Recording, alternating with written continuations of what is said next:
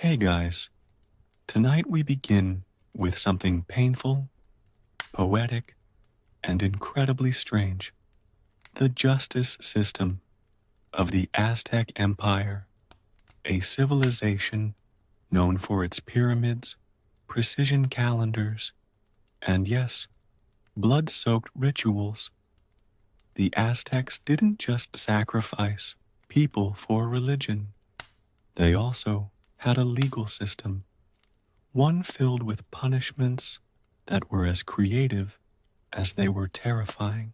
So before you get comfortable, take a moment to like the video and subscribe, but only if you genuinely enjoy what I do here. And let me know in the comments where you're tuning in from and what time it is for you. It's always fascinating to see who's joining us from around the world.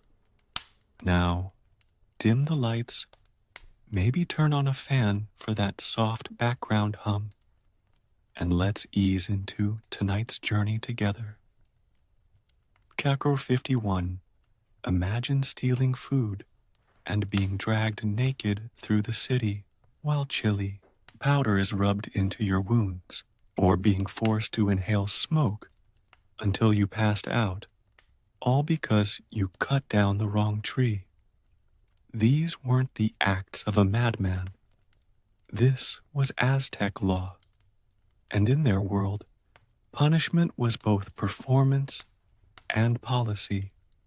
So, what were some of the strangest, most brutal, and occasionally hilarious ways the Aztecs kept order? Let's begin. When people think of the Aztec Empire, they often picture heart sacrifices, blood-soaked pyramids, and priests with obsidian knives. Not exactly a civilization known for its warm approach to human resources. But here's the thing. The Aztecs didn't just swing blades at anyone who annoyed them. They had a legal system, and it was surprisingly organized. Sophisticated even. Brutal? Absolutely. Juad 0150, but not chaotic. Aztec justice had rules, codes, and a structure that would make your HOA jealous. Laws were written into a code known as the Huehuetlatoli, a set of wise sayings and instructions that covered everything from marriage and market conduct to how not to die painfully in public. These laws were passed down through generations, and while there weren't any leather-bound law books, there were judges, actual, specialized officials who took their jobs very seriously. No powdered wigs, just stern faces, and an excellent memory for punishment options. And yes, they had appeals, courts. You could argue your case to higher judges, though your chances were slim if the community already saw you as that guy who stole the corn twice. Judges were often priests or elder nobles, people considered wise, experienced, and highly trained in the legal traditions. 02-47. They weren't above taking bribes. Sure, but if you were caught bribing them, you could be executed. So really everyone played the game carefully. What made Aztec justice truly unique was its mix of morality and pageantry. Justice wasn't just served, it was performed. Punishments were designed to teach lessons, not quietly, behind closed doors, but loudly, publicly, and often with props. You didn't just pay a fine for a crime. You were shaved, painted, dragged, or symbolically transformed into a warning poster with legs. And here's the most Aztec part. Some punishments changed depending on your social class. Nobles were held to higher standards and harsher punishments. A commoner might be fined or flogged. A noble who did the same thing could lose land, titles, or his head.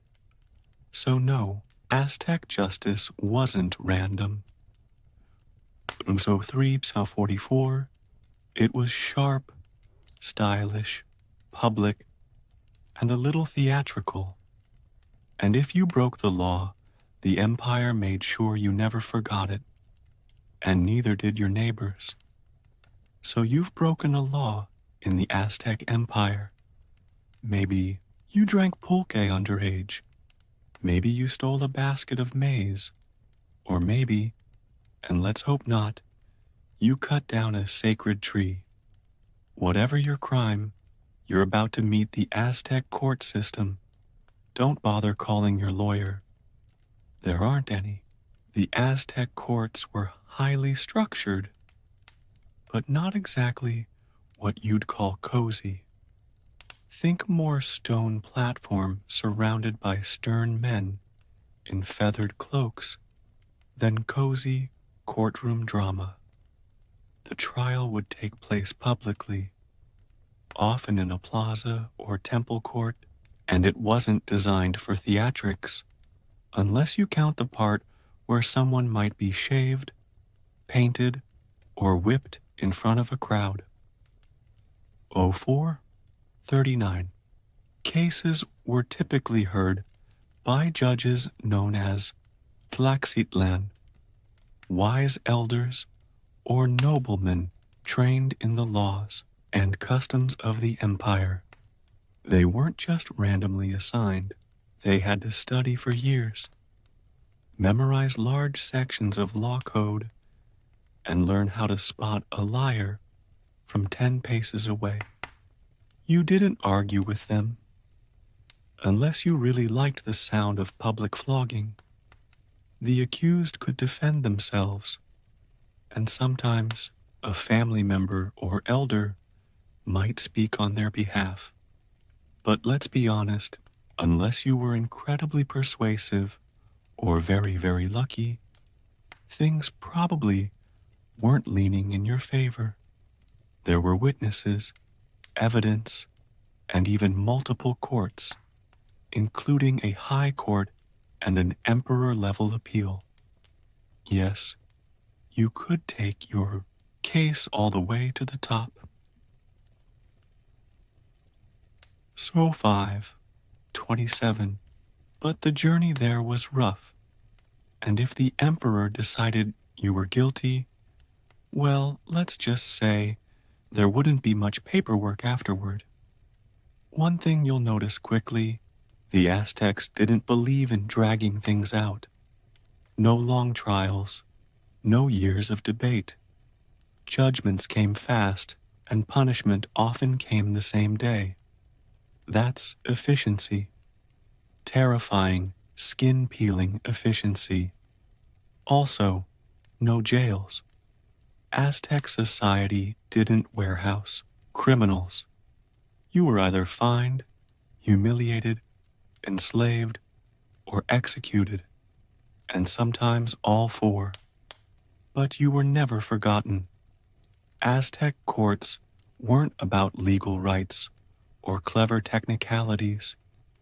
They were about moral clarity, social order, and public spectacle. So, if you're standing before an Aztec judge, straighten up, speak carefully, and try not to sweat too obviously. They notice that sort of thing. In most cultures, kids who misbehave get a timeout, or maybe a stern lecture. 629. In the Aztec Empire, they got something a little more intense. Meet the chilly smoke chamber, possibly history's most dramatic method of saying, listen to your mother. In Aztec households, obedience wasn't optional. Children were expected to work, listen, respect their elders, and contribute to the home. The idea was simple: train them early to be good citizens, hard workers, and future warriors or weavers. And if little Cuauhtemoc didn't want to sweep the floor or dared to talk back, he got the chili. The punishment was called Tlequilcheli, and it involved placing the disobedient child in a small enclosed space, such as a hut or storage room, where chilies had been thrown onto a fire. As they burned, the room filled with a smoke so intense it made your eyes burn, your throat close up, and your sinuses scream. 7:27. Think pepper spray, but with spiritual intent. The child wasn't harmed physically, at least not permanently, but the experience was unforgettable. They weren't beaten, bruised, or bloodied. Instead, they were overwhelmed. The sensory overload of chili vapor did the job of several hours of parental yelling in just a few minutes. And the goal wasn't cruelty, it was shame-based conditioning. Once you've coughed up your will to misbehave, you're unlikely to sass your parents again, at least until your voice comes back. Other punishments for children included being pricked with cactus spines, forced to sweep temples in public, or made to carry bundles of firewood beyond their strength. These acts weren't about humiliation for fun. They were rites of correction, and in a society where every person had a social duty, discipline wasn't negotiable. 8:22. Even noble children weren't spared. In fact, they were held to higher standards. A noble boy who disrespected a teacher or elder could be bound, beaten, or even temporarily enslaved. Not permanently, but enough to make the lesson sting, figuratively and literally. So if you grew up Aztec, rebellion came with real consequences, and probably a few tearful, fiery afternoons spent marinating in chili smoke. Spicy? Yes. Effective? Definitely. And let's face it, no one forgets their first chili sauna. The Aztec Empire had one of the most unforgiving views of theft in the ancient world.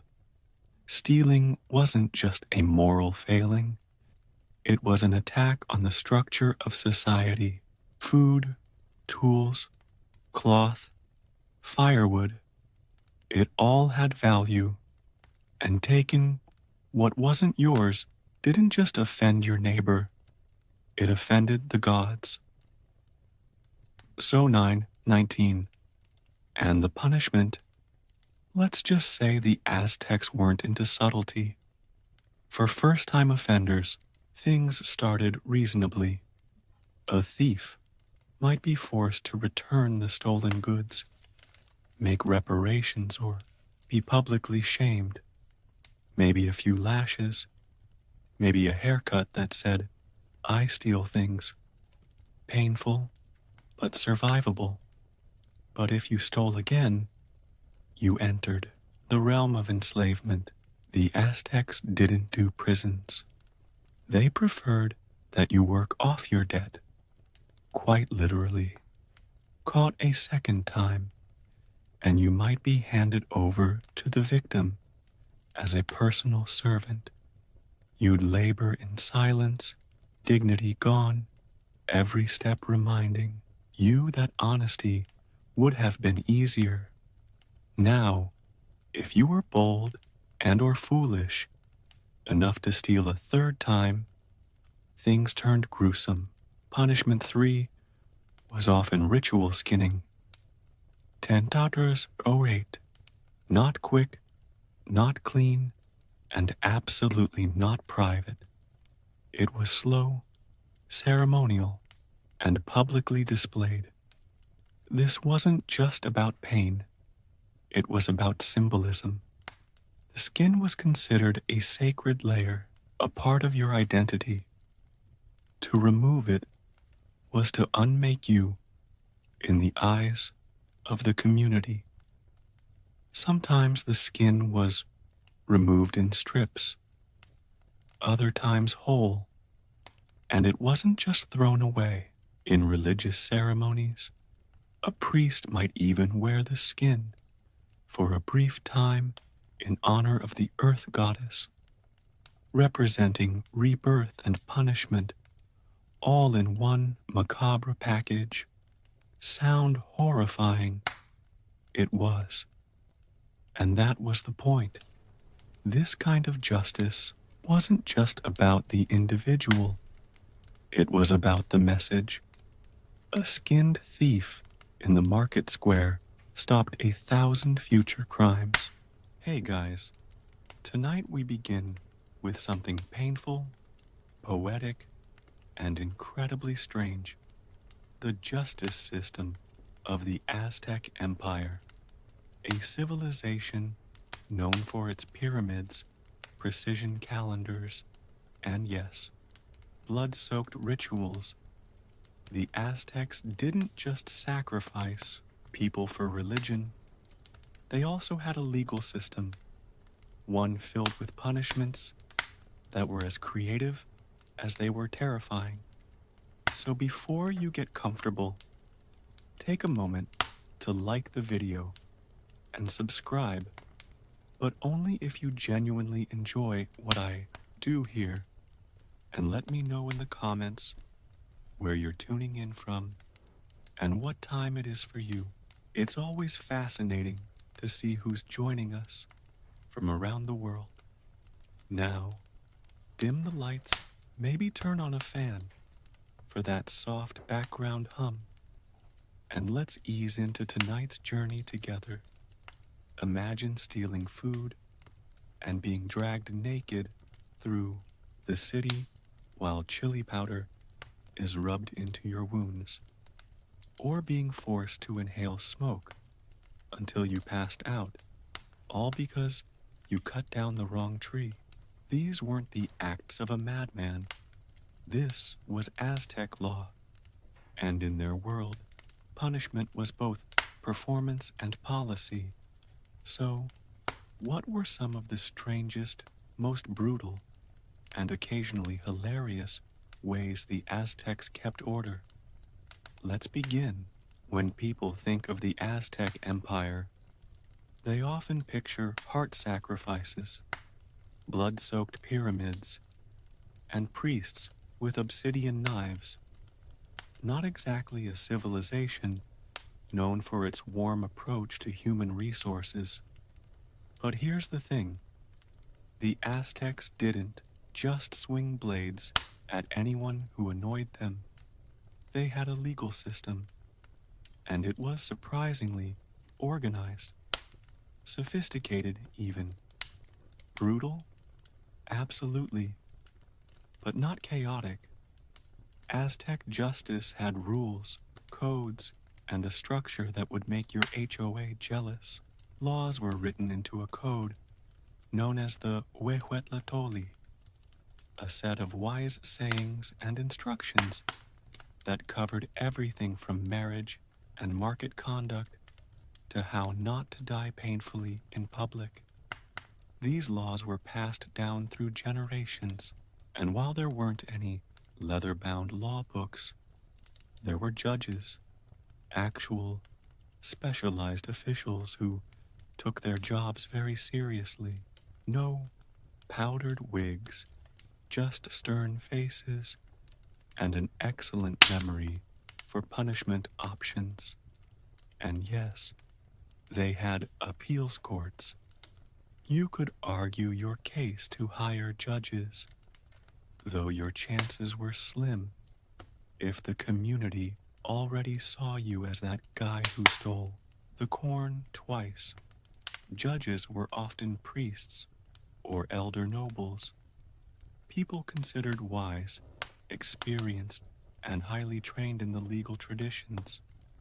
They weren't above taking bribes, sure, but if you were caught bribing them, you could be executed. So really, everyone played the game carefully.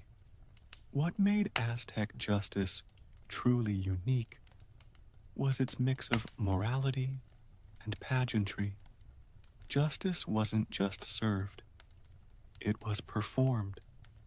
Punishments were designed to teach lessons, not quietly behind closed doors, but loudly, publicly, and often with props. You didn't just pay a fine for a crime. You were shaved, painted, dragged, or symbolically transformed into a warning poster with legs. And here's the most Aztec part. Some punishments changed depending on your social class. Nobles were held to higher standards and harsher punishments. A commoner might be fined or flogged. A noble who did the same thing. It was sharp, stylish, public, and a little theatrical. And if you broke the law, the empire made sure you never forgot it, and neither did your neighbors. So you've broken a law in the Aztec Empire. Maybe you drank pulque underage. Maybe you stole a basket of maize. Or maybe, and let's hope not, you cut down a sacred tree. Whatever your crime, you're about to meet the Aztec court system. Don't bother calling your lawyer. There aren't any. The Aztec courts were highly structured, but not exactly what you'd call cozy. Think more stone platform surrounded by stern men in feathered cloaks than cozy courtroom drama. The trial would take place publicly, often in a plaza or temple court, and it wasn't designed for theatrics. Unless you count the part, cases were typically heard by judges known as tlaxitlan, wise elders or noblemen trained in the laws and customs of the empire. They weren't just randomly assigned. They had to study for years, memorize large sections of law code, and learn how to spot a liar from 10 paces away. You didn't argue with them unless you really liked the sound of public flogging. The accused could defend themselves, and sometimes a family member or elder might speak on their behalf. But let's be honest, unless you were incredibly persuasive or very, very lucky, things probably weren't leaning in your favor. There were witnesses, evidence, and even multiple courts, including a high court and an emperor-level appeal. Yes, you could take your case all the way to the top, but the journey there was rough. And if the emperor decided you were guilty, well, let's just say there wouldn't be much paperwork afterward. One thing you'll notice quickly, the Aztecs didn't believe in dragging things out. No long trials, no years of debate. Judgments came fast, and punishment often came the same day. That's efficiency, terrifying, skin-peeling efficiency. Also, no jails. Aztec society didn't warehouse criminals. You were either fined, humiliated, enslaved, or executed, and sometimes all four. But you were never forgotten. Aztec courts weren't about legal rights or clever technicalities. They were about moral clarity, social order, and public spectacle. So, if you're standing before an Aztec judge, straighten up, speak carefully, and try not to sweat too obviously. They notice that sort of thing. In most cultures, kids who misbehave get a timeout, or maybe a stern lecture. In the Aztec Empire, they got something a little more intense. Meet the chili smoke chamber, possibly history's most dramatic method of saying, listen to your mother. In Aztec households, obedience wasn't optional. Children were expected to work, listen, respect their elders, and contribute to the home. The idea was simple. Train them early to be good citizens, hard workers, and future warriors or weavers. And if little Cuauhtemoc didn't want to sweep the floor or dared to talk back, he got the chili. The punishment was called tlequilcheli, and it involved placing the disobedient child in a small enclosed space, such as a hut or storage room, where chilies had been thrown onto a fire. As they burned, the room filled with a smoke so intense it made your eyes burn, your throat close up, and your sinuses scream. Think pepper spray, but with spiritual intent. The child wasn't harmed physically, at least not permanently, but the experience was unforgettable. They weren't beaten, bruised, or bloodied. Instead, they were overwhelmed. The sensory overload of chili vapor did the job of several hours of parental yelling in just a few minutes. And the goal wasn't cruelty, it was shame-based conditioning. Once you've coughed up your will to misbehave, you're unlikely to sass your parents again, at least until your voice comes back. Other punishments for children included being pricked with cactus spines, forced to sweep temples in public, or made to carry bundles of firewood beyond their strength. These acts weren't about humiliation for fun. They were rites of correction. And in a society where every person had a social duty, discipline wasn't negotiable. Even noble children weren't spared. In fact, they were held to higher standards. A noble boy who disrespected a teacher or elder could be bound, beaten, or even temporarily enslaved. Not permanently, but enough to make the lesson sting, figuratively and literally. So, if you grew up Aztec, rebellion came with real consequences, and probably a few tearful, fiery afternoons spent marinating in chili smoke. Spicy? Yes. Effective? Definitely. And let's face it, no one forgets their first chili sauna. The Aztec Empire had one of the most unforgiving views of theft in the ancient world. Stealing wasn't just a moral failing, it was an attack on the structure of society. Food, tools, cloth, firewood, it all had value, and taking what wasn't yours didn't just offend your neighbor, it offended the gods. And the punishment? Let's just say the Aztecs weren't into subtlety. For first-time offenders, things started reasonably. A thief might be forced to return the stolen goods, make reparations, or be publicly shamed. Maybe a few lashes. Maybe a haircut that said, "I steal things." Painful, but survivable. But if you stole again, you entered the realm of enslavement. The Aztecs didn't do prisons. They preferred that you work off your debt, quite literally. Caught a second time, and you might be handed over to the victim as a personal servant. You'd labor in silence, dignity gone, every step reminding you that honesty would have been easier. Now, if you were bold and or foolish enough to steal a third time, things turned gruesome.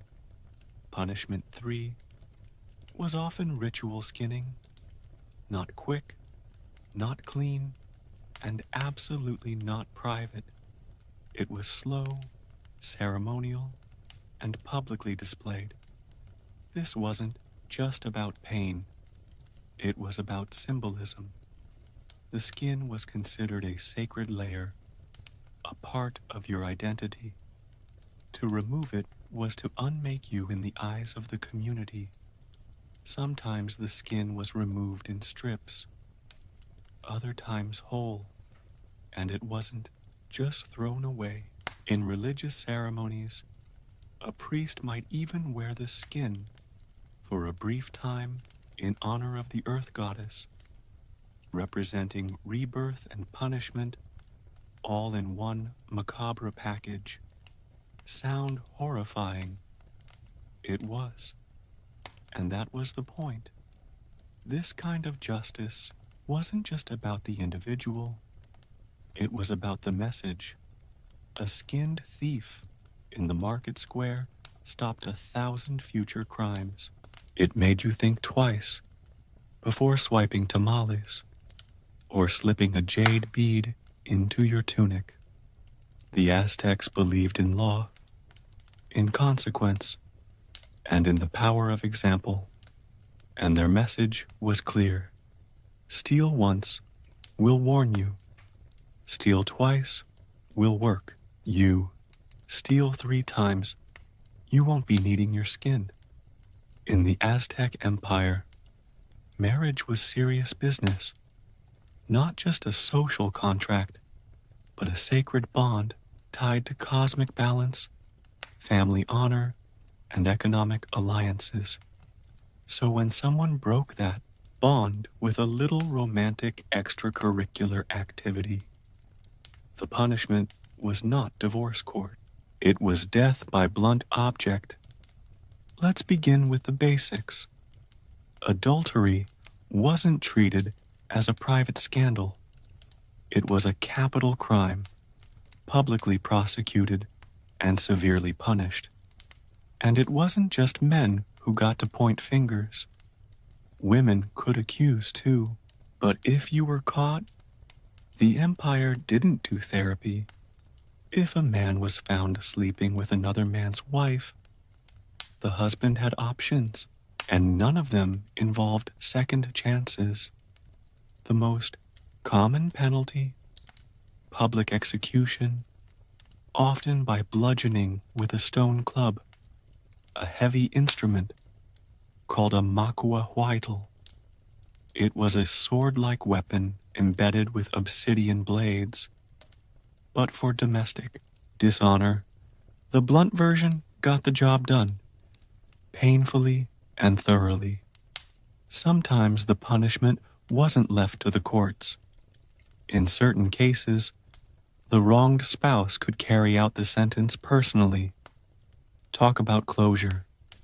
Women caught cheating faced equally grim fates: death by strangulation, stoning, or being thrown off a cliff were all on the table, depending on the region and the exact nature of the betrayal.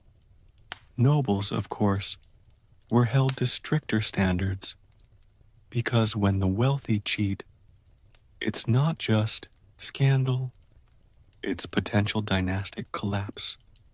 And let's not forget the drama. If the affair was exposed publicly, the accused might be paraded through the streets, mocked, shaved, painted, all before meeting their final punishment. Shame was not a side effect. It was part of the sentence. Now, if someone accused you falsely, that was another story. Lying about adultery could get you executed as well. The Aztecs didn't tolerate character assassination unless it came with evidence. and they took witness testimony seriously. So, no rumor mongering for revenge, unless you liked playing with obsidian.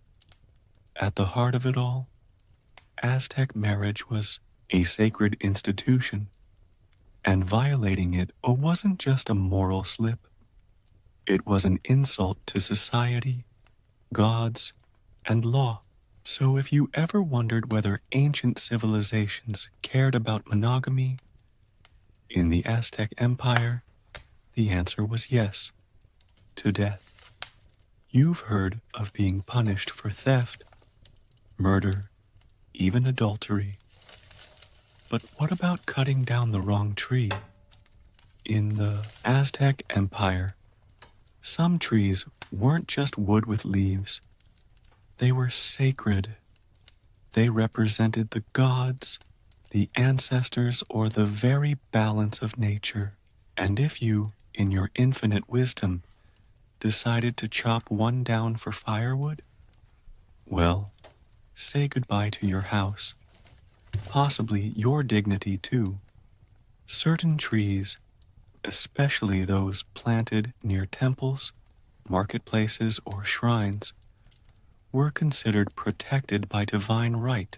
Damaging one was seen as a spiritual offense, not just an act of vandalism. You weren't just hurting nature, you were insulting the cosmic order. The punishment? For a first offense, you might be publicly beaten, often with cactus spines or thorny branches. Yes, they made nature punish you with itself. Poetic justice with a prickly edge. But that wasn't the worst of it. In many cases, you'd also be forced to pay restitution in the form of goods, labor, or even losing your home. Your property could be confiscated or burned, and in some regions, the offending tree cutter was paraded through the town, while villagers hurled insults and occasionally pebbles. The idea wasn't just to hurt you physically, it was to let everyone know this idiot messed with the gods' landscaping, and if you were a repeat offender, you might be enslaved, especially if the tree you harmed was near a sacred site, because apparently, if you couldn't respect the roots of a tree, you didn't deserve roots of your own. To modern ears, it might sound absurd, punished for trimming a branch, but to the Aztecs, this was serious. Nature wasn't passive, it was alive, sacred, and deeply connected to the divine. Trees, rivers, mountains, they weren't resources, they were relatives, and harming them without permission was like slapping your grandmother and hoping nobody noticed. So yes, if you lived in the Aztec Empire, you needed to know your botany laws. That tree outside your neighbor's house? Better ask first. The shady one in the marketplace? Definitely don't touch it, because in this world, ignorance isn't bliss. It's just flammable property and bruises from thorns. In most cultures, teenage drinking ends with a lecture, a bad hangover, or a very awkward ride home with your parents. In the Aztec Empire, it ended with execution. Let's get one thing straight. The Aztecs weren't anti-alcohol. They had a beloved, sacred drink called pulque, made from the fermented sap of the maguey plant. It was frothy, slightly sour, and loaded with ritual significance. Pulque was used in religious ceremonies, festivals, and even funeral rites. For adults, especially elders and priests, it was considered medicinal and divine. But if you were a teenager, one sip was a death sentence. Young Aztecs were expected to be disciplined, respectful, and absolutely sober. Pulque was for those who had earned it through battle, age, or wisdom. Youth was a time for learning, not partying, and drunkenness among teens wasn't just frowned upon. It was seen as moral collapse. So, if a teenager was caught drinking, the punishment was swift and harsh. A first-time offender might be shaved bald, a mark of shame. Sometimes they were paraded naked through the streets, while villagers hurled insults or trash, a mobile reminder that good choices are better than fermented ones. But for repeat offenders, the sentence escalated fast. Execution by strangulation or beating, often in public. The method wasn't designed for drama. It was designed for memory. One teenager hanging from a pole was all it took to sober up the rest of the neighborhood. For a generation, even noble-born youth weren't spared. In fact, they were held to stricter standards. A prince caught drinking might face ritual humiliation in the royal court, or be sent to live in a cold, remote temple as punishment. The message: privilege doesn't excuse foolishness. Why so severe? Because the Aztecs saw drunkenness as a kind of spiritual rot, a gateway to laziness, disrespect, and disobedience. And in a civilization that depended on order, discipline, and cosmic balance, a tipsy teen was a ticking time bomb. So, next time you imagine a wild Aztec party, remember, unless you were old, high-ranking, or involved in a funeral, your polka cup stayed dry. Otherwise, your throat wouldn't.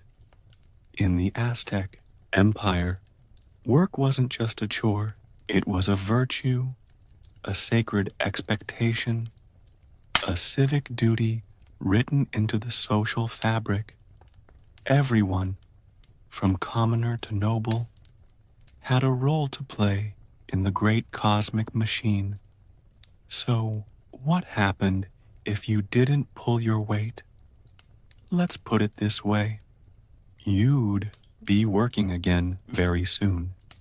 Just not by choice. Laziness, idleness, slacking off.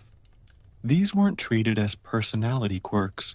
They were considered offenses against the gods, particularly Tlaloc, god of rain and agriculture, and Tezcatlipoca, who kept a sharp eye on moral behavior. The gods didn't give you good harvests so you could nap in the shade. If you disrespected the order of labor, the Aztecs made sure you'd feel the consequences. If a man refused to work, refused to help his family, or consistently ignored his civic duties, he could be dragged into the marketplace and publicly shamed. His head might be shaved, his clothes replaced with rags. In some cases, he'd be forced to wear rotten garments or carry bundles of firewood through the town, while people shouted things like, "Behold the man who does nothing." But that was the gentle version. Repeat offenders might be beaten with rods, tied to a post, or if their laziness was seen as willful defiance, sold into slavery. Not forever, but long enough to learn the lesson. You're either useful or you're used. Even noble-born youths were monitored closely. If a young man of high rank refused to train for war or skip to temple duties, his family could request that he be sent to a house of youth correction, which sounds like summer camp, but was really more like a military boot camp with cactus punishments. Laziness among women wasn't ignored either, though women had different duties: grinding maize, weaving, tending the home. They too could be shamed for neglect. Mothers were expected to raise hard-working children, not ones who lounged around chewing maize husks. The Aztec belief was simple: idleness disrupts harmony. A lazy person risks their family's well-being, their community's balance, and the favor of the gods. So, if you were planning to lounge around the Chinampa and skip your corn harvesting chores, better start running, because the punishment wouldn't be quiet, and it wouldn't be optional. In the bustling heart of the Aztec Empire, the Tianquistli, or marketplace, everything was negotiable, except honesty. Selling rotten fruit, watered-down pulque, or fake obsidian was not just bad business, it was criminal behavior, and the Aztecs had zero tolerance for marketplace mischief. You weren't just breaking a rule, you were betraying the gods who blessed commerce, agriculture, and fair exchange. Every seller, whether hawking tamales or trading jade, was expected to abide by strict ethical codes.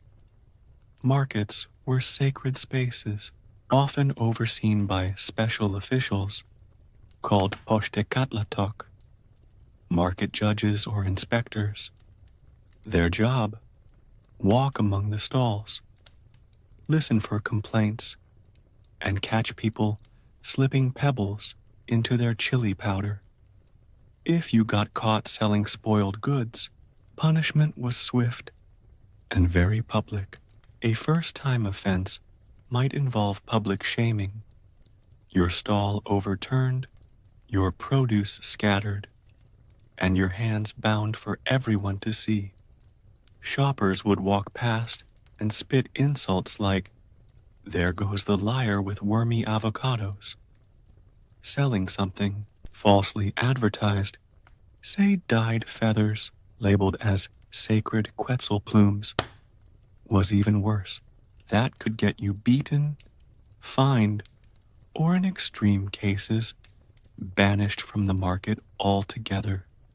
And in a society where markets were your lifeline, banishment wasn't a timeout. It was economic death. Repeat offenders could be enslaved or branded, marked so future buyers knew never to trust your mangoes again. If your fraud caused real harm, like selling toxic herbs as medicine, you might even face execution, especially if the victim was of noble status. It wasn't just about punishment. It was about protecting trust. The market was where communities met, families survived, and tribute flowed. If buyers stopped trusting sellers, the entire structure began to crumble. That couldn't be allowed. Even sellers of sacred goods, incense, ceremonial textiles, or idols were watched closely. If a temple merchant was caught selling low-quality items for high tribute prices, they weren't just scamming people. They were cheating the gods. And the gods didn't give refunds. They gave plagues. So, if you thought you could hustle your way through the market with a painted corncob and a charming smile, think again, Because in Tenochtitlan, the phrase buyer beware came with a very sharp edge. If you ever found yourself standing in an Aztec courtroom, surrounded by elders in feathered cloaks and facing judgment under the piercing gaze of a priest judge, here's one golden rule: do not lie. Seriously, don't embellish, don't misremember, and absolutely don't invent your own version of the truth. Because in the Aztec Empire, false testimony wasn't just unethical, it was deadly. The Aztecs held truth as a sacred principle, not just a courtroom courtesy. Telling the truth meant upholding order, harmony, and divine balance. Lies, on the other hand, corrupted the social structure and offended the gods, especially Tezcatlipoca, the god of night, judgment, and truth. He didn't appreciate your creative storytelling. Court trials depended heavily on witness testimony. There were no security cameras, no forensic labs, just your word against someone else's, and that word carried serious weight. So, when you lied in court, you weren't just tipping the scales. You were potentially sending someone to their death or enslavement unjustly. The punishment for perjury: execution, often by strangulation, stoning, or being clubbed to death, depending on the region and the severity of your deceit. If the lie was proven after the trial, and your false words led to someone else's suffering, you'd often be made to suffer the same fate you caused them. It was poetic justice with sharp edges. Even lesser lies came with serious consequences. Public beatings, banishment, or ritual humiliation could follow. You might be painted black, the color of deceit, or shaved bald, and paraded through the market with a sign around your neck reading something like, "Talks too much, tells too little truth." False accusers weren't just punished for lying. They were seen as threats to society itself, willing to manipulate justice, harm others, and risk divine anger for selfish gain. Aztec law wasn't about technicalities.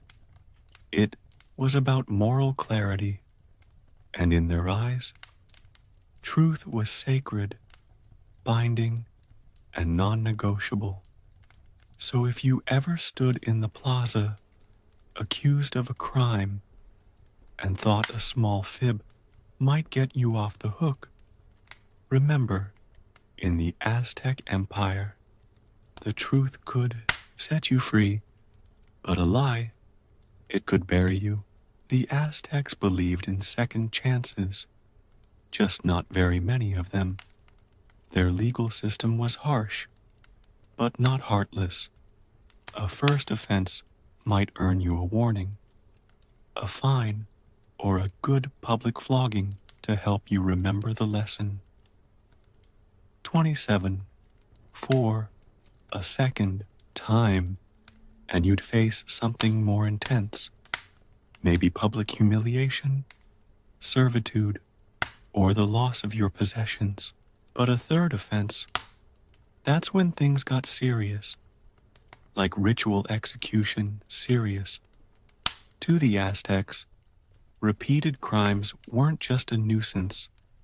They were proof that you had refused to live in balance. And balance, in Aztec worldview, was everything. The crops grew because society worked. The sun rose because people obeyed their roles. So when someone broke the law again and again, they weren't just annoying. They were a threat to cosmic order. Let's say you were a thief. First time, you return the goods. Second time, you're enslaved. Third time, you're skinned, slowly, in public, with the full backing of the law, and very possibly the neighborhood. Or maybe you lied in court. Again, the punishment wasn't just harsher than before. It was symbolic. Your repeated dishonesty made you inhuman in the eyes of society.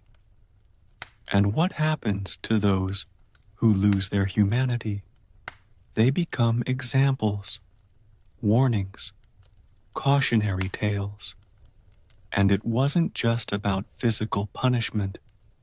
Repeat offenders could lose their legal protection entirely. That meant anyone could harm, enslave, or publicly shame you, and you had no legal recourse. You weren't exiled. You weren't imprisoned. You were unpersoned. In some cases, a repeat offender could be permanently banished from the market, the village, or even their own family. Imagine being spiritually erased, not because the gods abandoned you, but because you abandoned the social contract one too many times. To the Aztecs, lawbreakers weren't inherently evil. They were correctable.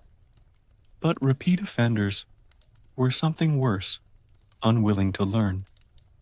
And in a society where justice was public, swift and divine, the state didn't waste time on those who refused to be rehabilitated. So, if you got caught once, you were lucky. Twice you were warned. But if you stood in that courtroom a third time, you were already gone. In modern justice systems, punishment often happens behind closed doors, courtrooms, jail cells, private hearings. But in the Aztec Empire, justice was street theater. Punishment wasn't just meant for the person who broke the law. It was designed to educate everyone else. The Aztecs believed that fear and shame were tools just as important as clubs and cactus, whips. If someone saw your humiliation, they'd remember it long after the pain faded, and they'd think twice before stealing that tamale. That's why almost all punishments, from flogging to execution, were carried out in the open, usually in the center of the community, the plaza, the marketplace, or outside temples. These were the places where people gathered to trade, pray, and socialize, perfect for teaching lessons in full view of your friends, family, and enemies. Imagine this. You're caught lying or stealing. You're dragged to the plaza. A crowd gathers. Your clothes are torn. Your head might be shaved. You're painted with black soot to mark your shame. And then the punishment begins. A beating, a binding, maybe a good chili, smoking in a hut if you're still young and reckless. Children who disrespected elders might be made to carry heavy bundles of wood, barefoot, across town. Lazy workers could be paraded with signs around their necks. Adulterers could be stoned or strangled before a sea of silent or not so silent onlookers. Public punishment wasn't random cruelty. It was a ritual of memory. The Aztecs understood human psychology.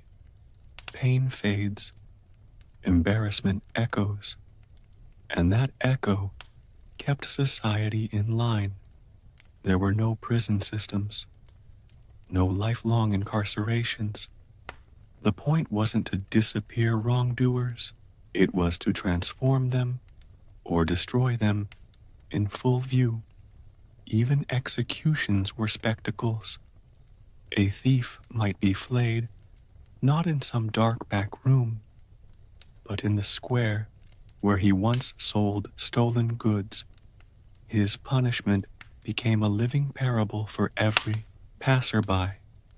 In Aztec law, privacy was for the innocent.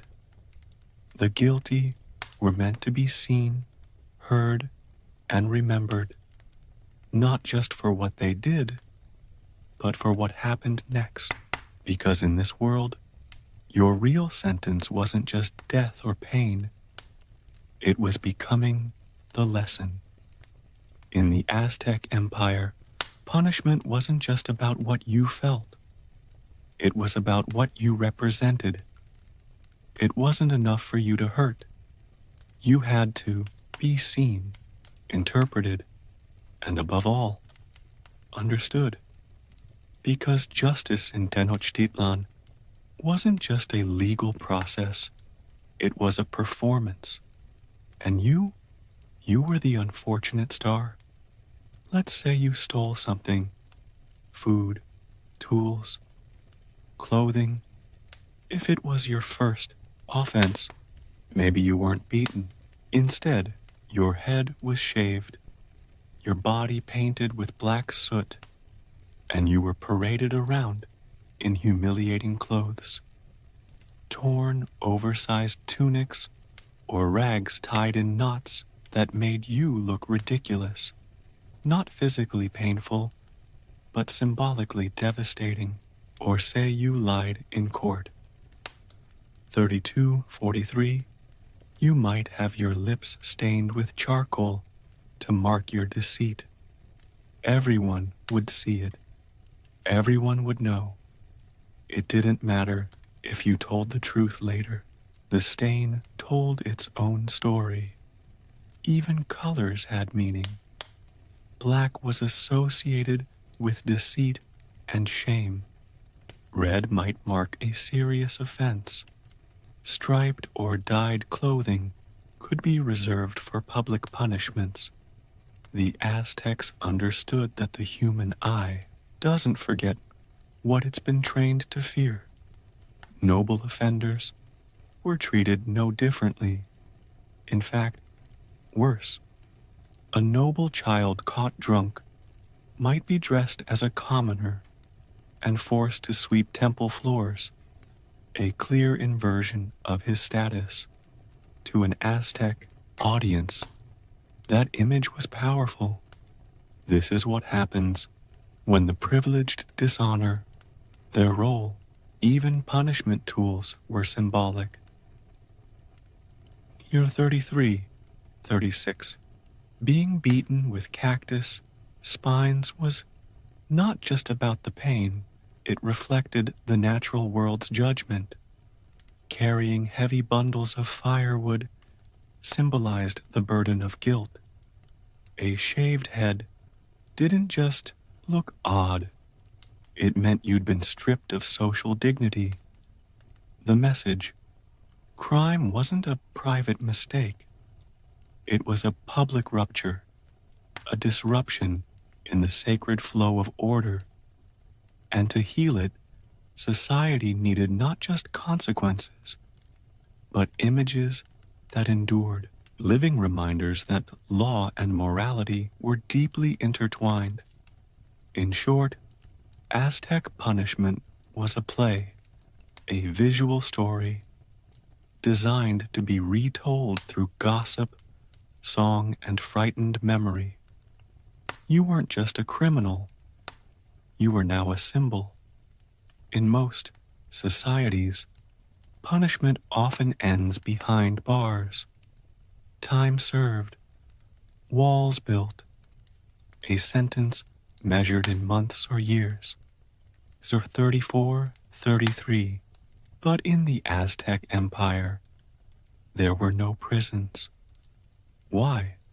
Because the Aztecs didn't believe in storing problems. They solved them quickly, publicly, and very often permanently, to the Aztec mind. Punishment wasn't about removing someone from society. It was about returning them to order or removing them from the world altogether. There was no need to feed a prisoner, build a jail, or fund a guard system. Time wasn't the consequence. Shame, pain, or death was. If you stole, you might be enslaved and forced to work off your crime. But you didn't disappear. You remained in society as a cautionary example. If you lied, you wore the symbols of deceit on your body. If you committed a serious offense, the punishment came swiftly, with the community watching and the gods invoked. 35:30. And if you couldn't be corrected, if you were a repeat offender, a danger to others, or simply defiant, then your story ended, not behind a door with iron bars, but in the marketplace, the plaza, or the temple steps, with no need for parole. Even noble prisoners, such as captured enemy rulers or high-ranking criminals, weren't jailed. They were housed temporarily in ritual captivity, treated according to status until their scheduled execution or sacrifice. Their time wasn't served, it was counted down.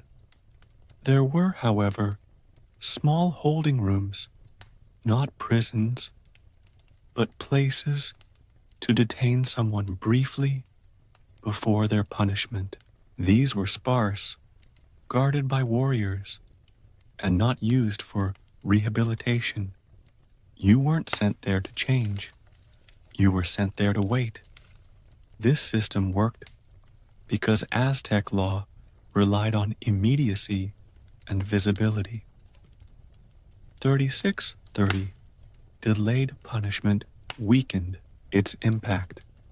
Invisible punishment, like imprisonment, robbed society of the lesson. And in Aztec eyes, the lesson was the most important part.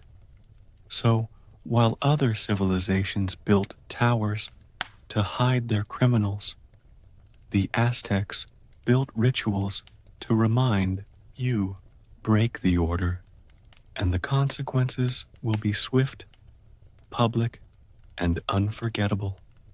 Because in this empire, they didn't need bars. They had balance.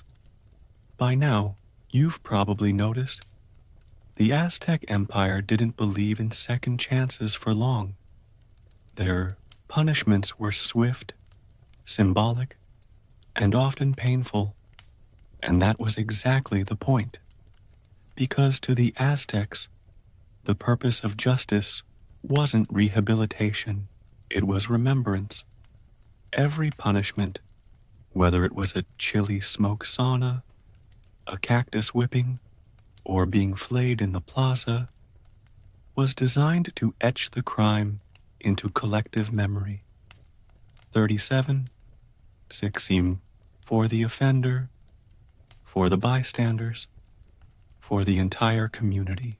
A culture without prisons relied on something much stronger: fear, shame, and the kind of storytelling that starts with, "You'll never believe what I saw in the marketplace today." And that's what made the Aztec legal system so effective and so terrifying. It forced people to remember, because if you didn't, you might not live long enough to forget. The entire society was wired for moral clarity. Children were taught early that wrongdoing brought not only pain, but spectacle. Adults knew that crime wasn't just a personal failure. It was a cosmic imbalance. The gods didn't want lengthy court cases. They wanted action, and the empire delivered. But here's the twist. For all its brutality, the system worked. At least for them, social order was maintained. 38:24. Markets ran smoothly. Children were respectful.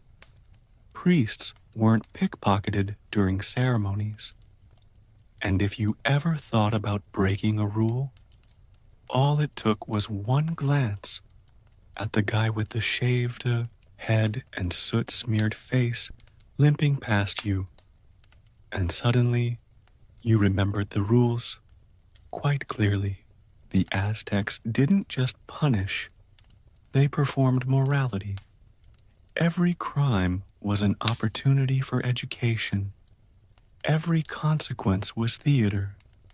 You learned not by reading a scroll, but by witnessing a punishment you never wanted to experience yourself. And if you couldn't learn, well, the system had room for that too. In a society without long-term prisons, non-learners were recycled into warnings. You either remembered the rules, or you didn't survive long enough to break them again. That was Aztec justice, swift, symbolic, and unforgettable in all the ways that mattered. 39. Before she was the scourge of Roman merchants and the symbol of seaborne defiance, Tota was a woman navigating the brutal politics of a rising Illyrian kingdom. She didn't inherit her throne in peace, she married it. As the wife of King Agron of the Ardea tribe, one of the most powerful Illyrian coalitions on the eastern Adriatic coast, Tota entered a world dominated by warlords, smugglers, and maritime raiders. Agron was a formidable king, known for his military ambition and expansionist campaigns. Under his leadership, Illyria became a naval force to be feared. But in 231 BCE, his sudden death from illness, or perhaps a drinking binge, depending on which ancient gossip you believe, left the throne in a precarious position, and Tuta stepped in, not as a grieving widow, but as the regent commander for her underage stepson, Pines. This was not a ceremonial position. Tudor didn't sit behind silk curtains, waiting for advisors. She took the reins of power, and more importantly, of the Navy. Her rule came at a time when piracy wasn't just tolerated, it was practically a national pastime. Illyrian pirates weren't criminals in the eyes of their own people. They were the backbone of the local economy. They raided merchant ships, demanded tribute, and controlled key trade routes through the Adriatic and Ionian seas. Under Tuta's regency, piracy didn't just continue, it expanded. She encouraged it, licensed it, and defended it fiercely. To her, it was a legitimate form of warfare, and to many Illyrians, it was an honorable profession. Tuta knew what she was doing. In a world where Athens had faded and Rome hadn't yet fully reached across the sea, she saw a vacuum, and she filled it with Illyrian sails. But while she may have had the Adriatic under control, her boldness would soon provoke a power that didn't take kindly to maritime interference. Rome, slowly but confidently expanding its reach, was watching, and as Illyrian piracy bled into Roman trade routes, Tota's reign would no longer be a local affair. It would become an international problem. one the Romans decided needed a very permanent solution. The queen of the rocks and sea had stirred a giant. Teuta's pirates weren't just raiding isolated merchant boats. They were striking at Roman convoys, demanding tribute from Greek cities under Roman protection, and even plundering ports along the western coastline. To Rome, this wasn't piracy, it was an insult, and Romans were not famous for letting insults go unanswered. By 230 BCE, Roman senators had had enough. The Senate dispatched a formal diplomatic mission to Teuta's court, a warning cloaked in diplomacy, but with a blade behind the back. The lead ambassador, a Roman named Lucius Coruncanius, was known for his bluntness. His instructions were clear: tell the Illyrian queen to stop the piracy, or Rome would take action. When the delegation arrived, they were likely met in Scadra, Teuta's capital. Imagine the scene: marble columns, Illyrian guards with crested helmets, and a queen seated not in fear, but in full command. Teuta welcomed them, but when they delivered Rome's message, her response was frosty. She gave them the kind of answer only a monarch with salt in her veins would give. It was an act of war, and not just any war. This would be Rome's first military campaign across the Adriatic, the beginning of its expansion into the eastern Mediterranean. Teuta had made her move. Whether out of pride, policy, or sheer fury, she had crossed the line. Now, Rome was coming, not with envoys, but with legions. The queen had awakened the Republic's wrath, and there would be no more warnings. Teuta likely knew that Rome's retaliation wouldn't be small, but even she might have underestimated the scale and speed of the Roman response. In 229 BCE, barely a year after the assassination of their envoy, Rome launched its first ever military campaign across the Adriatic Sea. It was swift, organized, and chillingly efficient. 2 consuls were dispatched with over 200 ships, a fleet that dwarfed anything Illyria had seen before. This wasn't a typical raid or a border skirmish. It was a full-scale invasion. Teuta, still ruling as regent and supreme commander of the navy, prepared her forces as best she could, but Illyria, for all its maritime skill and fierce warriors, was a patchwork of tribes. Rome was a machine. The Romans didn't waste time. They first targeted the Greek city-states along the coast that had been bullied or occupied by Illyrian forces. Corfu, modern-day Corfu, which had been seized by Illyrian pirates, was liberated by the Romans and turned into a naval base. Apollonia and Epidamnus quickly fell in line with Roman protection. The message was clear. The Adriatic would no longer be Illyria's playground. But Teuta wasn't hiding. She sent her fleet out to defend the coasts, and Illyrian pirates continued to strike where they could. Yet the tide was shifting. For every raid they launched, the Romans captured a stronghold.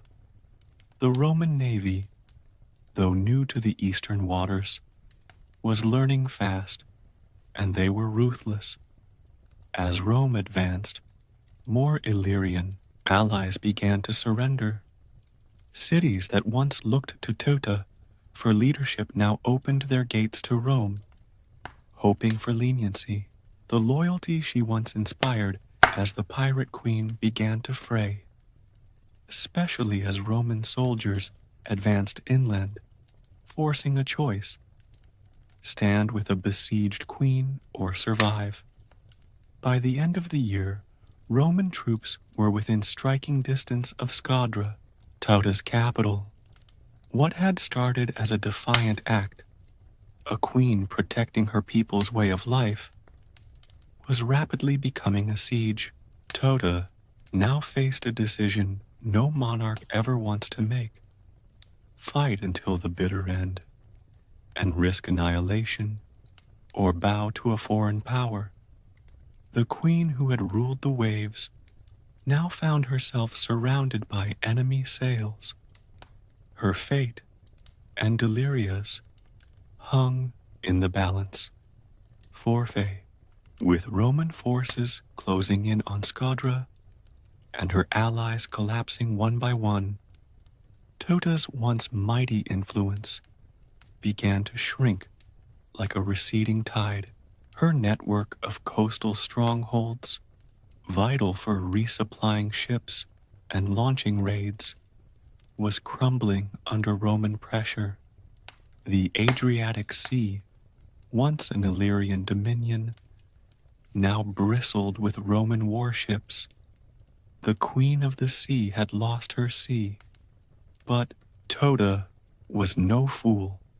She may have ruled with defiance, but she knew when to bend, especially when survival was on the line.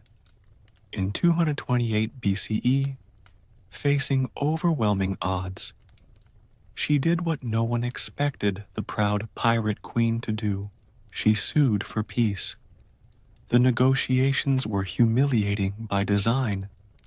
Rome wanted to make an example of her. They demanded she give up most of the Illyrian coastline, surrender key forts, and most painfully, abandon her beloved navy. Tauta was allowed to rule only a small inland portion of her former kingdom, and even there, she had to promise never to sail beyond a narrow stretch of coastline with more than 2 unarmed ships. 2 unarmed ships. For a woman who once commanded fleets, it was a symbolic castration. The sea was no longer hers. The title of Pirate Queen had been forcibly retired, and the Adriatic now answered to Rome. But even in surrender, Tauta wasn't completely broken. Though her political power was gutted and her military reach clipped, she retained her title and remained regent for a short time. Her ability to survive the storm, quite literally, showed the cunning and realism that had defined her rule. In a world where other rebellious rulers were often executed or dragged in chains through Roman triumphs, Tauta was spared. Perhaps Rome respected her tenacity, or perhaps they feared turning her into a martyr. Still, her influence faded quickly. Soon after the peace agreement, Tauta disappears from historical record. Her stepson Pines would eventually rule in name, though always under Roman oversight. Tauta, once a queen with command over waves and warriors, faded into silence, but she was far from forgotten. In Roman memory, she was the first to challenge them on the open sea, and in Illyrian legend, she remained a symbol of resistance, a woman who dared to defy a rising empire and nearly got away with it. Though Tauta's rule ended in surrender, her legacy laid the foundation for one of the most critical transitions in Mediterranean history: the birth of Rome as a naval superpower. Ironically, it was her defiance that forced Rome to evolve. Before Tuta, Rome had been primarily a land-based power. Its military strength came from its legions, its politics from the land-owning elite, and its focus was always centered on the Italian peninsula. The sea? That was for traders and Greeks, or for pirates like the Illyrians. But Tota changed that. The First Illyrian War, sparked by her bold resistance and the assassination of a Roman envoy, was Rome's first serious engagement across the Adriatic. It required building fleets, mastering sea routes, and learning how to occupy and administer coastal cities. This wasn't just a temporary expedition. It was an initiation. Tuta didn't just anger Rome. She forced them to expand, and Rome took notes. They didn't dismantle the pirate system and leave. They replaced it. After their victory, Rome established protectorates along the Illyrian and Greek coastlines, securing trade routes that had previously been at the mercy of Tota's raiders. They installed friendly rulers, collected tribute, and built a lasting presence.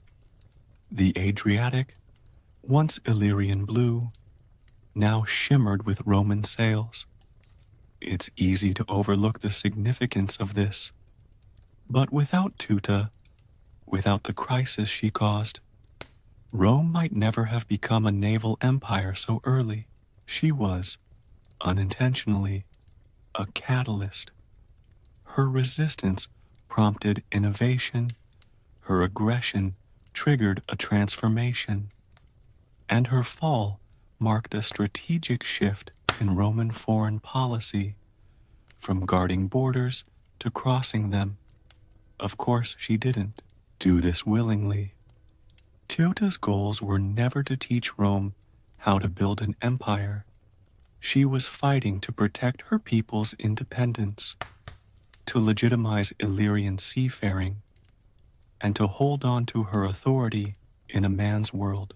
But like so many historical figures caught in the gears of empire, her legacy would be written by her enemies. Still, one can't help but wonder, had Tuta not challenged Rome, would the Republic have crossed the Adriatic so soon?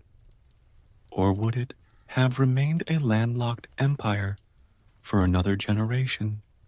Either way, Tutor's actions had changed the map, and history, ever the trickster, remembers even reluctant revolutionaries. Tutor's story isn't just about pirates and power struggles. It's also about gender. She wasn't simply a ruler. She was a woman ruling in a brutal, male-dominated world, where command was usually earned on horseback or through bloodline, preferably both. And yet, here was Tutor, commanding fleets, making diplomatic decisions, executing envoys, and triggering international wars. The ancient world wasn't kind to female leaders. When women ruled, chroniclers, especially Roman and Greek, often resorted to caricature. Cleopatra was seductive, Boudica was wild, and Teuta, she was dangerous and irrational, at least according to Roman historians. Take Polybius, for example. He describes Tuta as a woman with a natural weakness of the sex. That line alone tells you what she was up against. Roman writers simply couldn't accept that a woman had provoked their republic into war and then held her ground for more than a year. So they chalked it up to female emotion. not political savvy. But let's cut through the ancient propaganda. Toto didn't rise to power by seduction or scandal. She did it through strategy and survival.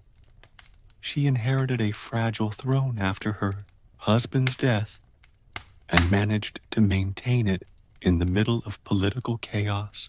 She didn't inherit peace. She inherited piracy, tribal rivalries, and hostile neighbors, and she wielded those elements like weapons. Was she ruthless? Probably, but so were most rulers of the time. Her execution of the Roman envoy wasn't an act of hysteria. It was a calculated, if risky, political message. She was defending Illyrian sovereignty the only way she knew how, by force. And consider this, Tuta wasn't overthrown by her people. She wasn't betrayed in a coup or murdered in palace intrigue. She lost because Rome had overwhelming force. That's it. Her people didn't rise against her. In fact, some of her followers resisted Rome long after she surrendered. Tuta's reign, short as it was, carved her name into a world that rarely made room for women in power. She stood toe-to-toe with the mightiest republic of the time and forced them to take her seriously, even if their historians tried to write her off. She was a queen in war, a ruler in crisis, and a woman who made the ancient world nervous. Though her reign ended in a humbled peace, Tuta's story refused to vanish beneath the waves.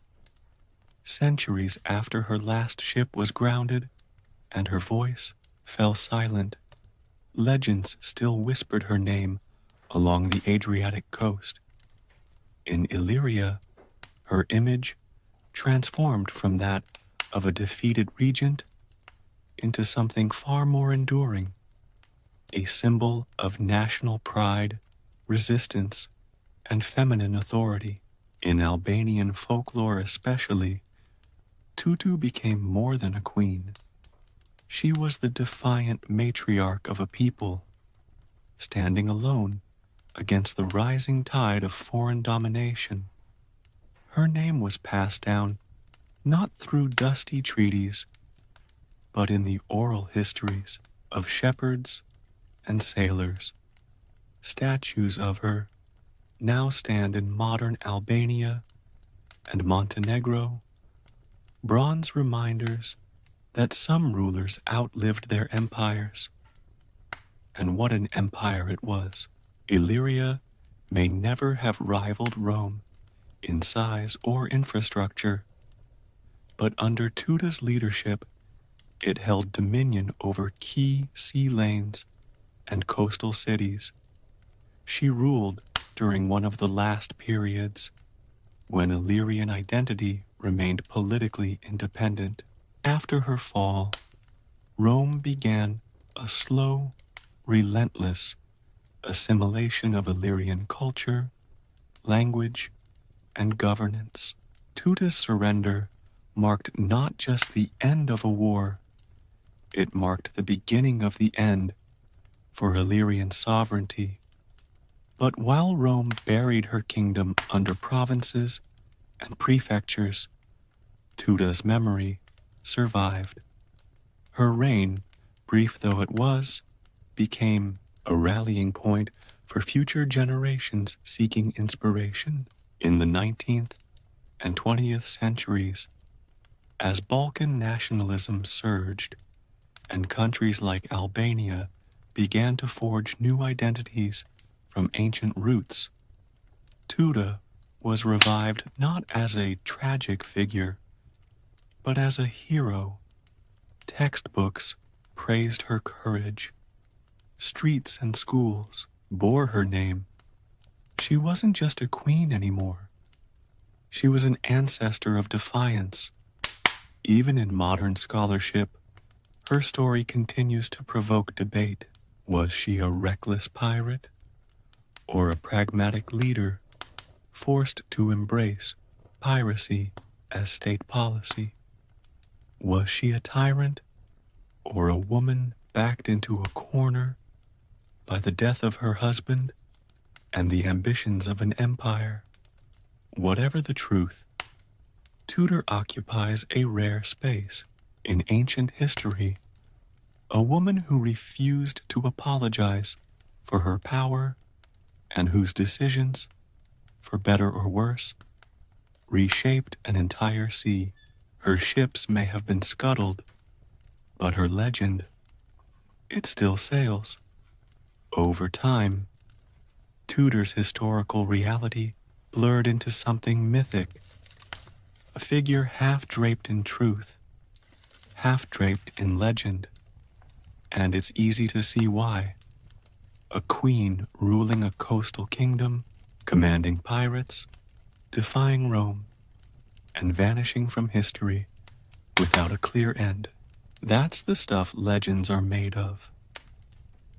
58.05.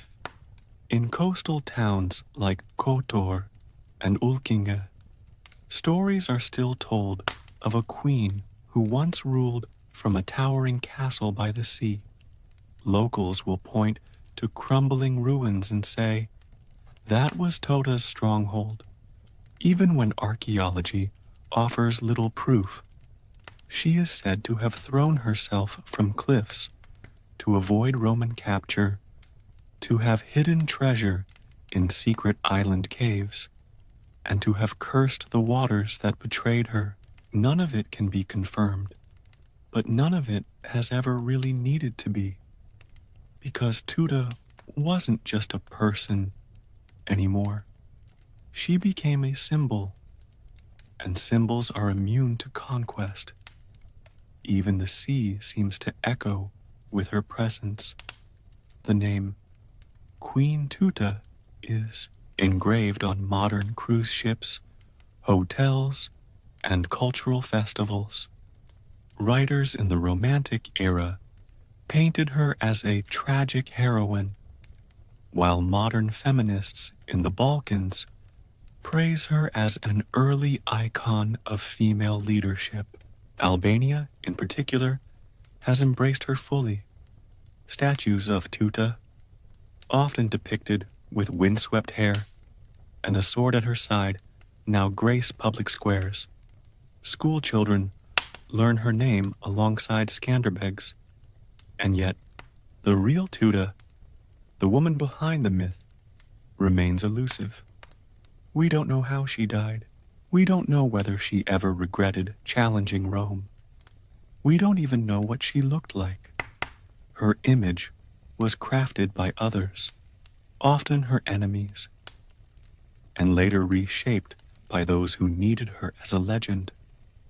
But maybe that's the mark of true influence, when your story refuses to obey history books. Tudor may have ruled for just a handful of years, but her shadow stretches centuries. She lives on in poems, place names, and whispered tales across the Adriatic coast. The Roman Empire that once tried to erase her is gone, reduced to ruins and textbooks. But Teuta, she still sails in memory. The pirate queen became something greater, immortal. Today, Teuta's name resonates far beyond the annals of ancient history.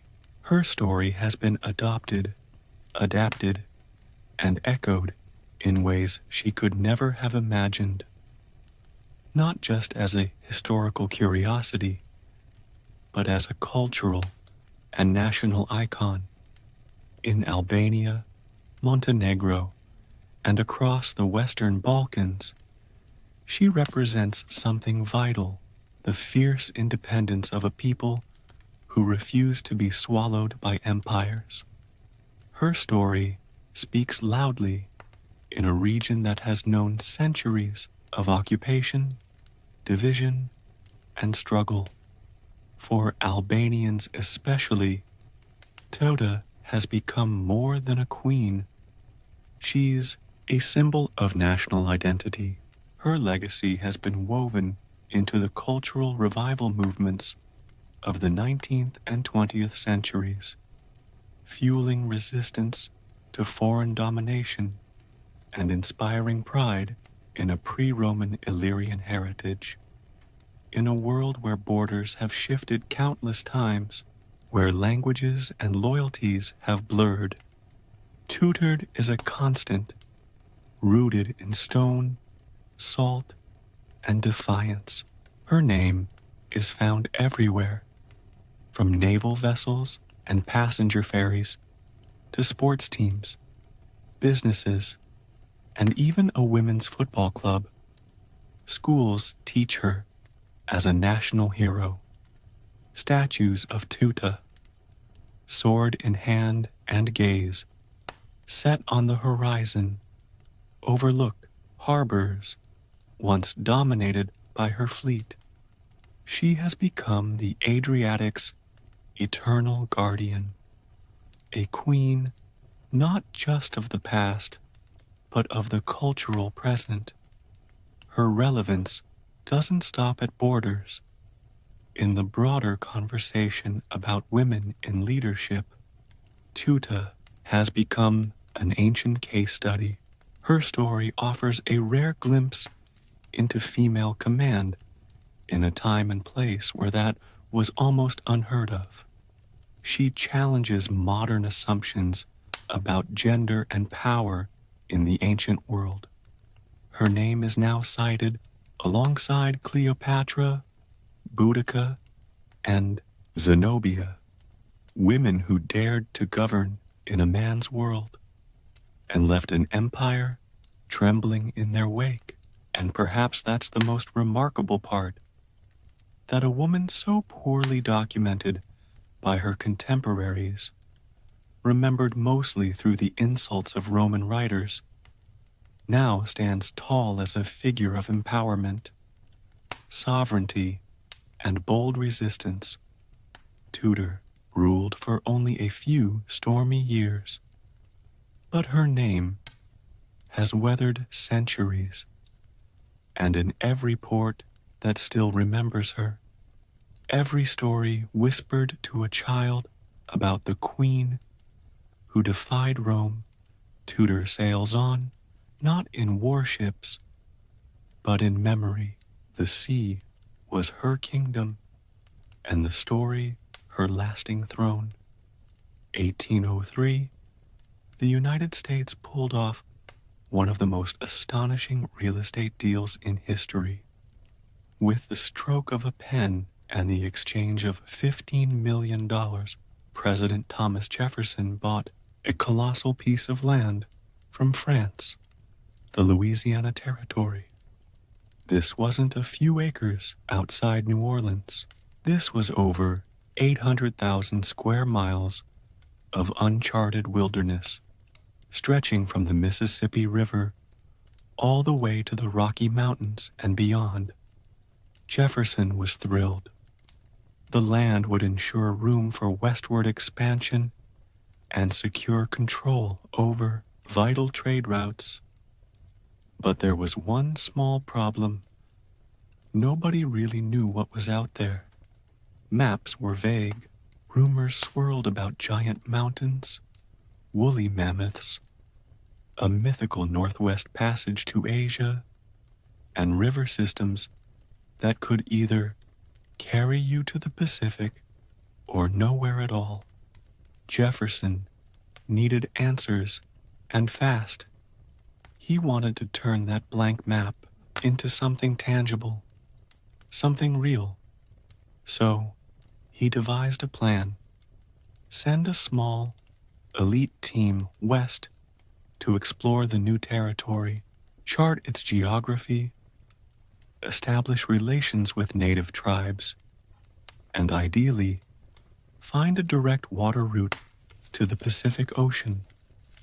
For this unprecedented task, Jefferson turned to Meriwether Lewis, his personal secretary, a former army captain, and someone with an insatiable curiosity for science and nature.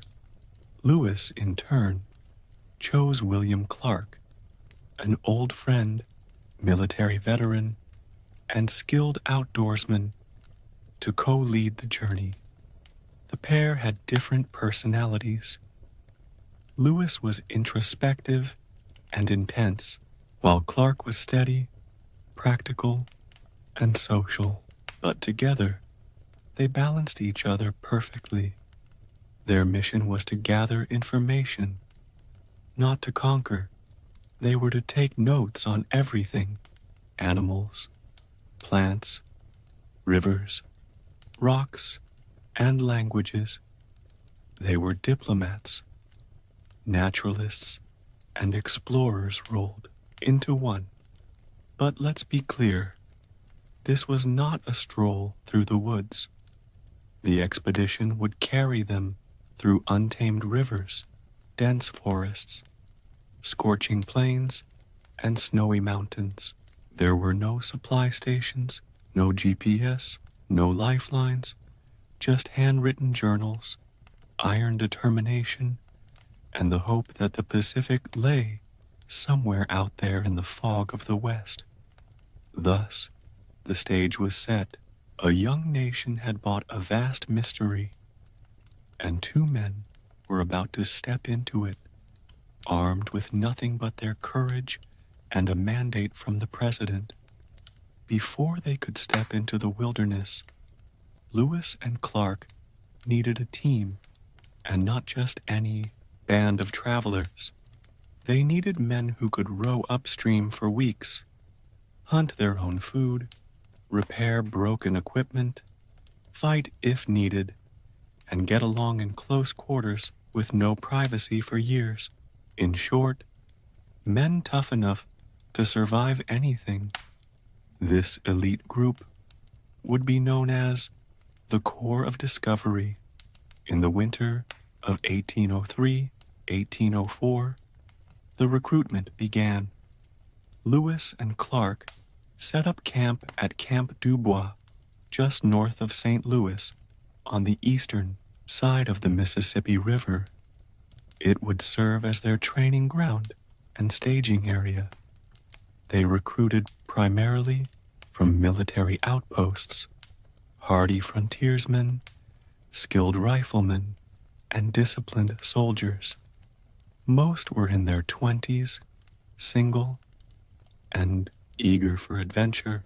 Among them were men like George Drouillard, a master tracker and interpreter, and John Ordway, a strict but capable sergeant who helped enforce discipline. Each recruit swore an oath to the expedition. This wasn't just a scouting party. It was an arm of the U.S. government carrying the hopes of a growing nation. 6:45. Lewis and Clark would lead, but every man had a role to play. Blacksmiths, carpenters, hunters, cooks, even musicians were included to help boost morale. Supplies were no less essential. The crew loaded up a custom-built keelboat, complete with a sail, oars, and a cabin. They packed trade goods to offer native tribes: beads, knives, mirrors, peace medals with Jefferson's image, as well as medical kits, scientific instruments, muskets, gunpowder, and over 200 pounds of ink and paper for journals. The men drilled every day through the winter.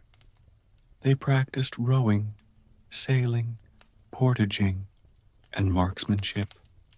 They learned how to survive together, how to follow orders, and how to trust their captains. Discipline was strict. Desertion could mean flogging, but the unity they forged would become their greatest weapon on the journey ahead. 7:43. By May of 1804, the Corps was ready. Over 40 men strong, they set off up the Missouri River, rowing against the current into a land few Americans had ever seen. It was the beginning of a journey that would take them over mountains, through tribal nations, and all the way to the Pacific, or so they hoped. On May 14th, 1804, the Corps of Discovery officially departed from Camp Dubois and began rowing up the Missouri River, the longest river in North America. For the men on board, it was the start of something legendary, though they had no idea how long it would last or what they would face. The terrain ahead was uncharted. The maps were blank. Everything was guesswork. The first stretch of the expedition was grueling. The Missouri's strong current worked against them. 8:33. Each day meant hours of back-breaking effort, pulling ropes from the riverbanks, pushing poles into the riverbed, or hoisting sails when the wind cooperated. There were sandbars, submerged, logs, swarms of mosquitoes in sweltering summer heat. But even in those early days, Lewis and Clark made it clear that this was not just a voyage. It was a scientific expedition.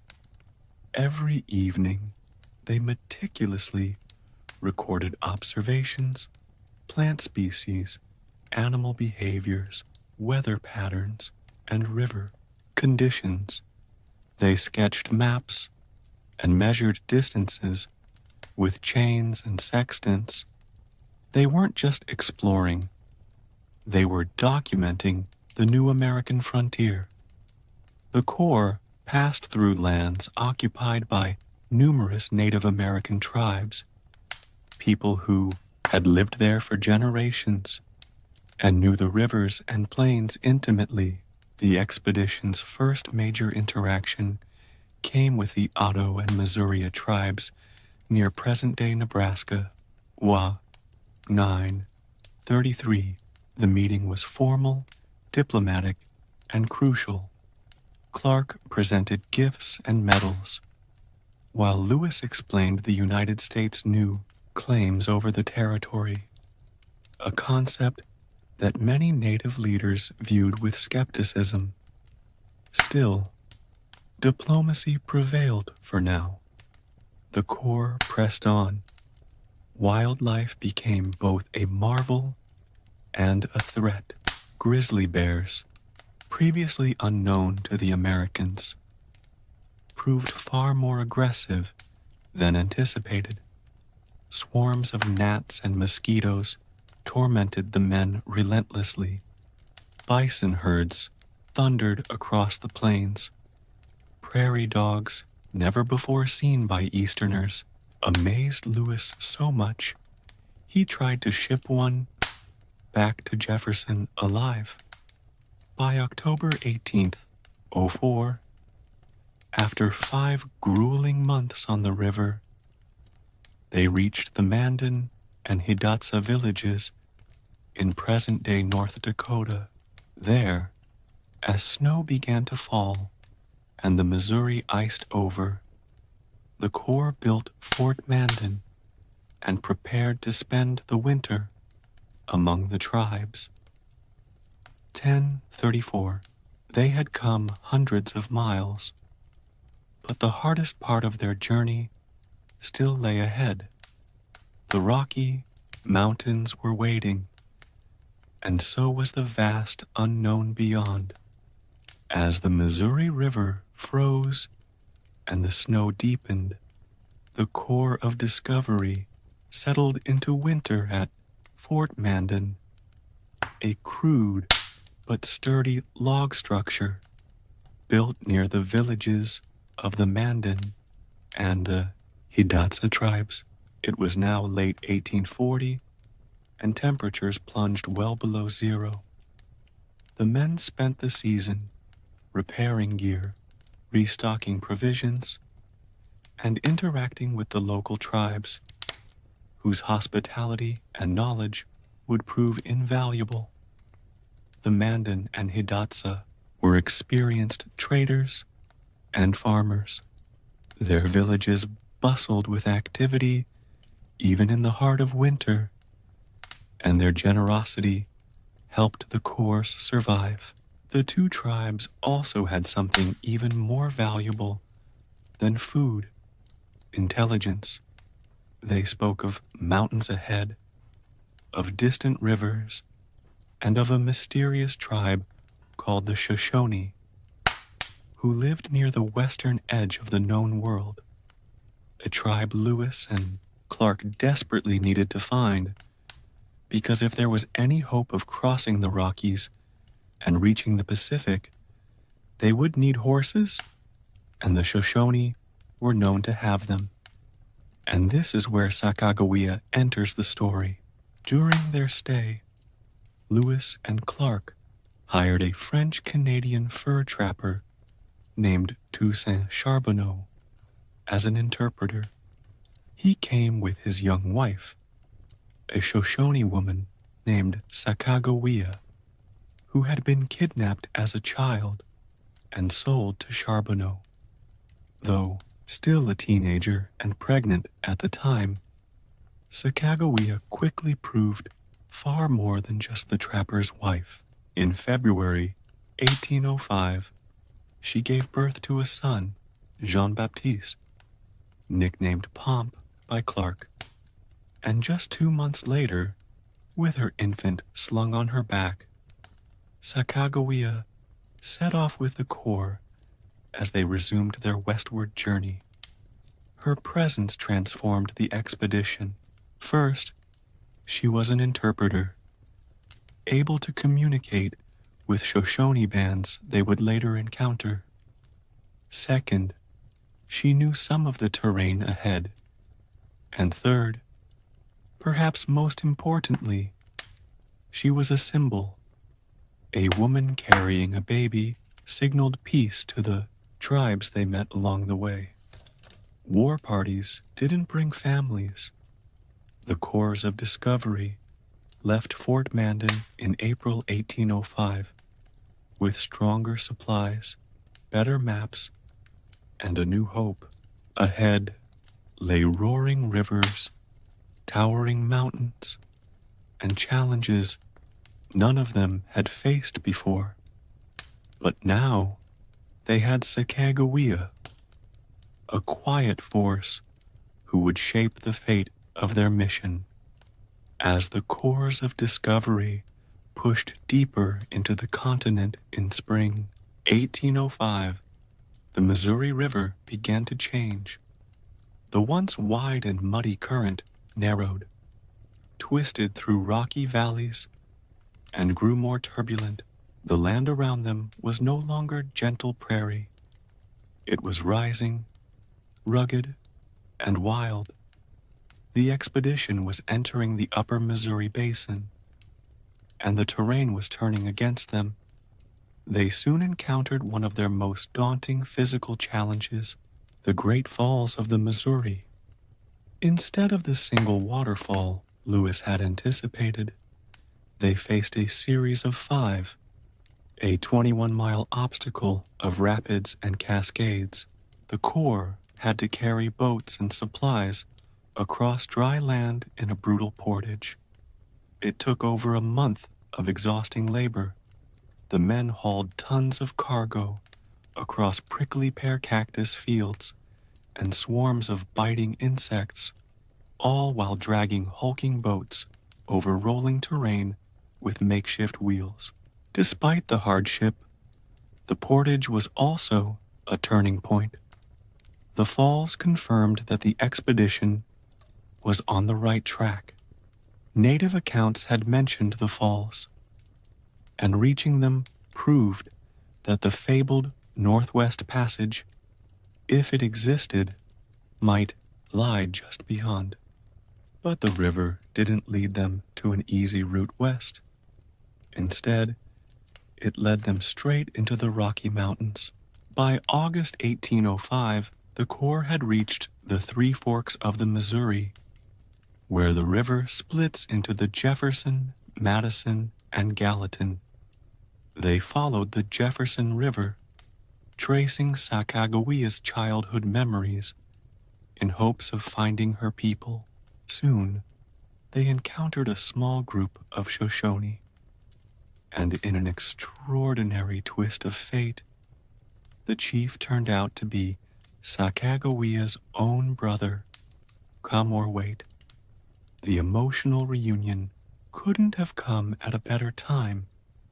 Through Sacagawea and the newly gained trust of her tribe, the Corps secured horses and guides, essential for the next leg of the journey. The dream of a water route to the Pacific was fading, but with horses and Shoshone support, crossing the Rockies was now possible. The river had brought them far, but now it was the mountains that would test them, and the next few weeks would prove to be the most grueling of the entire expedition. With Shoshone horses now secured, and the dream of a Northwest Passage by water officially dead, the Corps of Discovery faced their next and most grueling ordeal, crossing the Bitterroot Mountains, a snow-cloaked range in western Montana and Idaho that made the Rockies look merciful. This was not exploration anymore. This was survival, guided by the Shoshone and later the Nez Perce. Lewis and Clark led their men into the high passes of the Bitterroots in September 1805, right as early snowstorms began to hit. The path was a nightmare, steep, narrow, and blanketed with snow. The men slipped along icy trails, their hands and faces cracked from cold. They had no game to hunt. Their horses were collapsing from starvation, and the men were reduced to eating candles, soup made from animal hides, and whatever roots they could scavenge. At times, they could barely move a mile per day. By the time they descended into Nez Perce territory, the Corps was on the brink of collapse. They were emaciated, exhausted, and barely alive. The Nez Perce could have attacked them. They had the numbers and the element of surprise. But instead, the tribe chose mercy. The Nez Perce fed the men dried salmon and Kama's root and helped them recover. It was a pivotal moment. Without the Nez Perce, the expedition might have died right there, buried in a mountain pass. Once they recovered, Lewis and Clark cached their horses and built new dugout canoes. The rivers, now the Clearwater, the Snake, and eventually the mighty Columbia, would carry them the rest of the way to the Pacific. But they knew something now that they hadn't known at the start. There was no direct water route across the continent. The Northwest Passage that generations of explorers had hoped for simply didn't exist. The mountains cut the continent in half. Still, they had made it across. The Corps pressed on, racing against the coming winter, braving new rivers and new dangers. But spirits were rising again. They had endured the worst nature could throw at them, and the smell of the ocean was no longer a fantasy. It was real. And just ahead, Chapter 7, Reaching the Pacific. In October 1805, after months of hardship, the Corps of Discovery emerged from the wild interior and began their descent down the Columbia River, a waterway that would lead them finally to the Pacific Ocean. For the first time in over a year, they were traveling downstream. The land was changing. The air was wetter, the forests denser, and the rivers teemed with salmon. But it wasn't smooth sailing. The Columbia, though majestic, was treacherous. Rapids, whirlpools, and jagged rocks made navigation dangerous. One wrong move could smash a canoe and send supplies or men to the bottom. Several boats capsized. Equipment was lost. Yet the course pressed on, driven by something stronger than fear, the nearness of their goal. Along the way, they passed through lands inhabited by powerful and populous tribes, the Walla Walla, the Yakima, the Chinook, and others. Trade and diplomacy continued. In some cases, tensions rose, especially when tribal customs clashed with the Corps' military discipline. But no battles broke out, and many tribes offered fish, roots, and information in exchange for trinkets, knives, or Jefferson silver piece medals. Then, in mid-November 1805, they saw it. The Pacific Ocean, or more precisely, they saw the Columbia River's estuary, churning with tidal waves and storm winds. Clark wrote in his journal, "Ocean in view." Oh, the joy! They had made it. After more than 4,000 miles, across rivers, plains, and mountains, the cause of discovery had reached the far western edge of the continent. But the Pacific didn't exactly roll out a red carpet. The cause arrived just in time for a miserable coastal winter. Rain fell for weeks. Winds howled. Supplies were low. The men were cold and soaked. Food was harder to find than expected, and trading with local tribes proved complicated. The Corps voted, including Sacagawea and Clark's black slave York, on where to spend the winter, eventually selecting a sheltered spot south of the river. There they built Fort Clatsop, near modern-day Astoria, Oregon. They would remain there for the next 4 months, documenting coastal wildlife, crafting maps, and preparing for the long journey home. The mission was half over, but the most perilous part still lay ahead, getting back, alive, in March 1806, after 4 soggy, bone-chilling months at Fort Clatsop. The Corps of Discovery packed their gear, burned what they couldn't carry, and turned eastward. They had made it to the Pacific, but getting home would be no victory lap. The return trip was every bit as challenging as the journey west. Their supplies were low. Their clothes were worn to rags, and the spring rains turned trails to mud. Once again, they relied on the generosity of native tribes to survive, including the Clatsop, Nez Perce, and Walla Walla, trading what few items they had left for food, horses, and directions. Recrossing the Bitterroot Mountains was as miserable as the first time. Snow still covered the high passes, and game was scarce. The men were thinner, hungrier, and more weathered, but more experienced too.